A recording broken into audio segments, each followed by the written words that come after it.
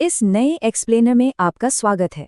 आज हम जापानी लोक कथाओं के एक ऐसे खौफनाक समुद्री जीव के बारे में बात करने वाले हैं जिसकी कहानी और सांस्कृतिक जड़ें सच में आपके रोंगटे खड़े कर देंगी। हम एक ऐसे मिथक की गहराई में उतरने वाले हैं जो किसी भी आम राक्षस की कहानी से कहीं कहीं ज्यादा भयानक है। एक ऐसा जीव जो अपने विशाल आकार से ही किसी के भी पसीने छुड़ा दे।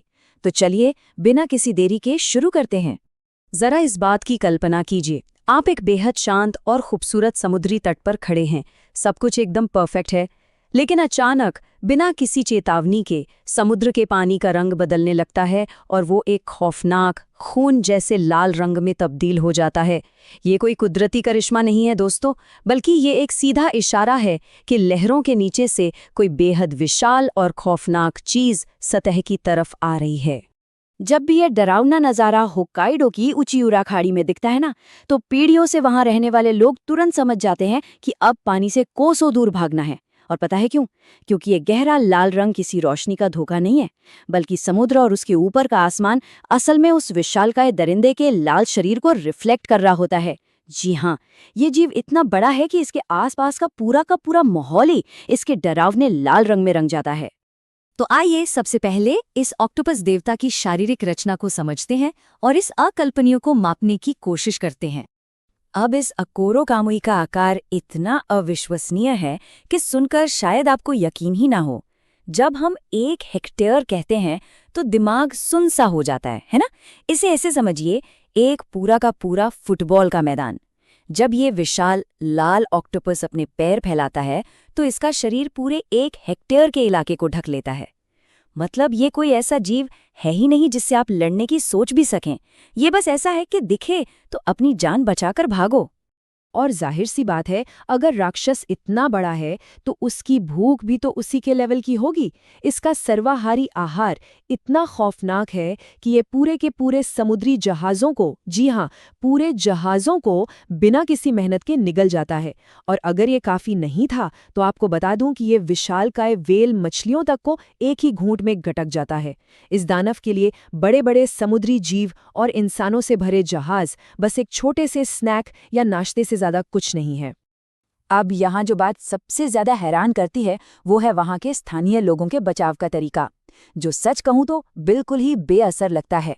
इतिहास बताता है कि जो मछुआरे और नाविक मजबूरी में समुद्र में उतरते थे, वे अपनी सुरक्षा के लिए खेती में इस्तेमाल होने वाली छोटी दरांती यानी घास काटने वाला औजार साथ ले जाते थे।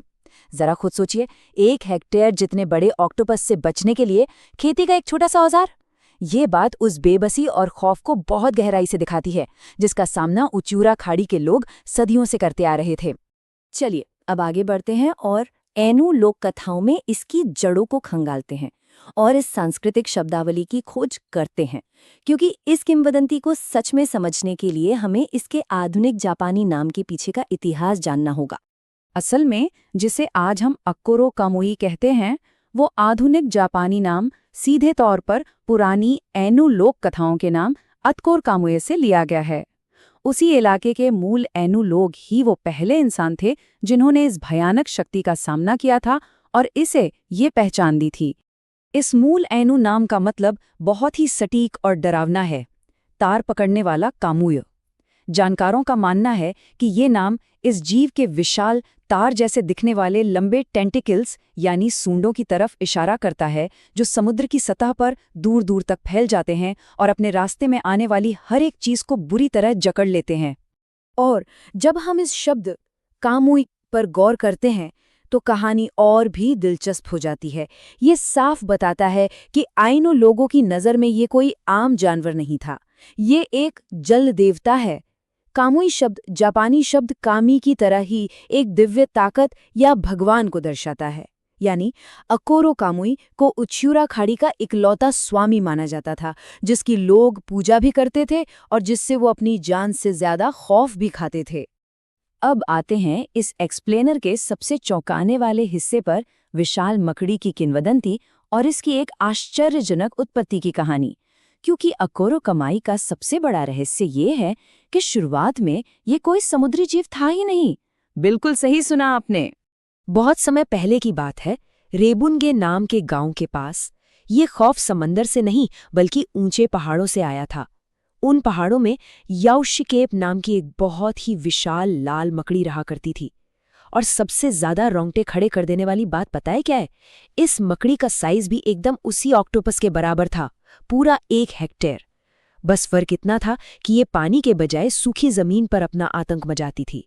जरा इस रोंगटे खड़े कर देने वाली पौराणिक लड़ाई की कल्पना कीजिए। वो विशाल मकड़ी रेबुनगे की पहाड़ों से नीचे उतरी। जैसे ही उसने गांव पर हमला किया, उसके भारी भरकम वजन से सचमुच धरती कांपने लगी और उसने पल भर में सब कुछ तबाह कर दिया। खौफ से कांपते ग्रामीणों ने देवताओं से मदद की भीख मांगी और तब समुद्र के देवता रेपून कामुई ने उनकी पुकार सुनी। रेपून कामुई ने अपनी दिव्य शक्ति से उस खतरनाक मकड़ी को जमीन से खींचा और सीधे समुद्र की गहरी खाइयों में धकेल दिया। और बस पानी के अंदर जाते ही उसका रूप पूरी तरह बदल गया। वो पहाड़ी मकड़ी उचुरा खाड़ी के उस खूंखार ऑक्टोपस देवता में तब्दील हो गई जिसे आज दुनिया जानती है। तो इस पूरी चर्चा के आखिर में ये अविश्वसनीय बदलाव हमारे सामने एक बहुत ही दिलचस्प और सच कहूं तो एक डरावना सवाल छोड़ जाता है। अगर पहाड़ों में तबाही मचाने वाली एक विशालकाय मकड़ी को समुद्र पूरी तरह से एक जलीय देवता में बदल सकता है, तो जरा सोचिए उन अंधेरी अथाह लहरों के नीचे ऐसे और कौन कौन से प्राचीन और खौफनाक जीव एक बिल्कुल ही नए रूप में छिपकर बैठे होंगे। समुद्र की वो रहस्यमयी गहराइयां न जाने अपने अंदर और कितने राज समेटे हुए हैं। सोचने वाली बात है ना।